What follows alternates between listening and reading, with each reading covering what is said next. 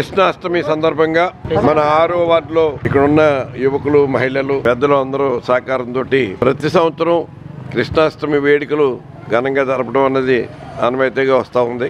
గత సంవత్సరం ఇక్కడ కృష్ణాష్టమి జరిపినట్టుగా లేరు, ఏదో ఒక అవాంతరం వచ్చిన మూలంగా. అంతకుముందు నేను మాజీ ఉప ముఖ్యమంత్రిగా ఉండగా, దేవాదాయ ధర్మాదాయ శాఖ మంత్రిగా ఉండగా ప్రతి సంవత్సరం వచ్చేలాగానే ఈ కార్యక్రమానికి రావడం జరిగింది.